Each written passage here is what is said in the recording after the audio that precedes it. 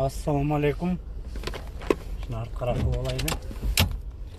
Ассаламу алейкум туугандар. Жанагы азыр вопростор көп болот. 2020 апрель айында Путин законго кол койду. Жанагы эмне? Гражданство боюнча.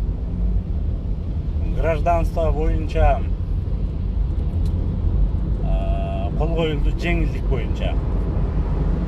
Анан ошону айтып коеюн деген кыскача сөз. Эми баары чалып баштайт да.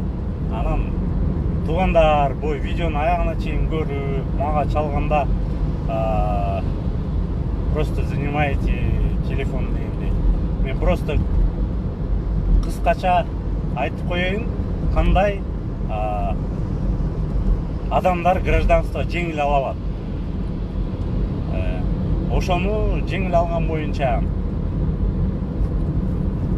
2020 апрель айында Путин законго кол койду. Ал закон июлдун 4-үндө өз күчүнө кирет. Ошол 4-үнөн баштап мурункудай аялы же күйөөсү гражданин РФ болсо, мурункудай болуп 4 жыл 3 жыл жашаштын кереги жок. 1 жылдан кийин уже гражданство подавать эте берсе болот экен, жеңилдиктер боюнча. Вид на жительство же РВП болсо, бирок, к сожалению, мен окуган закондо там не указано Кыргызстан. Вид на жительство же РВП болуп, ошолор убагында бүтпөй калган болсо, ошолор могут подавать на упрощенное быстрое гражданствого, но там граждан указано только Казахстан, Молдавия, Украина и Белоруссия. Вот, бул экинчиси. Үчүнчүсү 2002-ден кийин 2002 жылдан кийин Россиядан, неважно кайсы область, кайсы регион, окууну бүтүп, университетти бүтүп, анан мурункудай 3 жыл иштеп, 3 жылдык декларацияны көрсөтпөй эле 1 жыл иштеген болсо, Россияда 1 жыл иштеген болсо, ал адам упрощенное гражданство подавать ете алат. И да, бир закон там указано СССР боюнча, СССР учурунда уже жок кишилер деле жок калды болуш керек.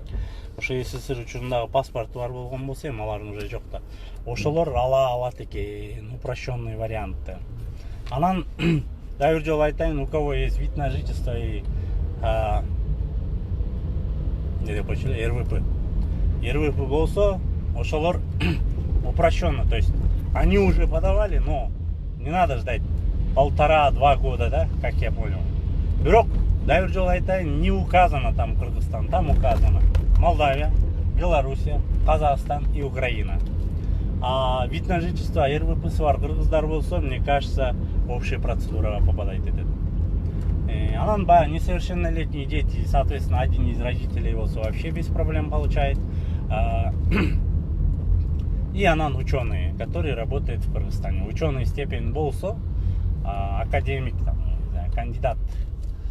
кандидаттар деле алат го дейм, кандидат там каких-то наук болсо, ошолорго, то есть акылдуунун баарын Россия, акылдуунун баарына Россия гражданство берет, как и Америка, то есть эгер сиз, кстати, да бир пункт бар болуш керек, высококвалифицированный специалист болуп 1 жыл иштеген болсоңуз, IT тармагында, инженерия, ушу тармагында иштесеңиз, ошолорго да упрощенка бар экен. Анан эң кызыктуу жери, мурункудай сөзсүз түрдө гражданстводан отказ кылбай эле, я отказываюсь от гражданства деген пункттар бар да. Мисалы, Кыргызстандан гражданстводан отказ кылып алгандар кайра гражданство Кыргызстандан ала албайт да. Анан азыр болсо уже не надо обязательно, не надо отказываться от гражданства. Бияктан келип эле все соответствующие документы бересиңер, и бияктан соответственно гражданство берет экен. Анан эгер кимдин, да бир жолу айтам, ким эмне дейт, РФ балаңар, апаңар, аялыңар болсо, это упрощенная система, сразу можете подавать на обходить РВП и вид на жительствоға сразу можно подавать екен. Ошол кыскача маалымат. Анан все вопросы, касающиеся гражданства, позвонить соответствующим органам гражданства жасап берем дегендер толтура. Анан алардан ойлагыла, анан мага чалганда деле ушул эле информацияны айтам. Туугандар каяктан, кантип, чогултушка, у меня уже, к сожалению, времени нету реально вот это. Неме боюнча я и многим, наверное, не отвечаю неме боюнча директтен дагычы, потому что чуть-чуть карантинде посольствого барып ошону менен кичине убакыт күндө звонков 100-150 болуп кетип атат, поэтому я не отвечаю, да. Ошол, анан гражданство боюнча дагы толук маалымат, какие документы вы должны собрать. Эгер интернетке чыккан болсо, обязательно я чыгарып коем. Анан азыр ушу комментарийлердин алдына обязательно ошол закондорду кесип чыгарып коем. Анан гражданство алып беребиз, анан бир айда 150 миң, 500 миң дегендерге сураныч ишенбегиле, алдангандар толтура.